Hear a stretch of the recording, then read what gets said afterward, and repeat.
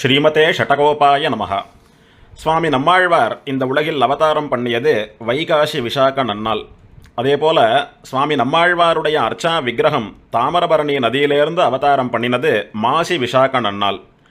ஆச்சாரியரான சுவாமி நம்மாழ்வாரை தம்மாலே பிரிந்து இருக்க முடியாது என்று வருந்திய மதுர கவிகள் தான் ஆராதிப்பதற்கும் உற்சவங்களை பண்ணி மகிழ்வதற்கும் நம்மாழ்வாருடைய விக்கிரகத்தை பிரார்த்திக்க, சுவாமி நம்மாழ்வாரும் தாமிரபரணி நதி தீர்த்தத்தை எடுத்து காய்ச்சினால் தன்னுடைய விக்கிரகம் கிடைக்கும் என்று சாதிக்க, மதுர கவிகள் அப்படி காய்ச்சின போது ஒரு மாசி மாசம் விசாக நட்சத்திரத்தன்னைக்கு தோன்றியதுதான் தற்போது திருக்குருகூர் என்று சொல்லக்கூடியதான ஆழ்வார் திருநகரி திவதேசத்திலே ஆதிநாத பெருமாள் சன்னதியிலே திருப்புலி ஆழ்வார் சன்னதிக்கு அருகே கோயில் கொண்டுள்ள சுவாமி நம்மாழ்வாருடையதான உற்சவத் திருமேனி.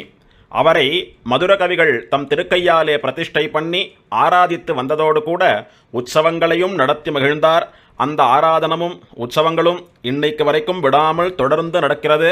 ஆக மாசி விசாகம் ஆழ்வாருடைய அர்ச்சாவதார சுதினம்.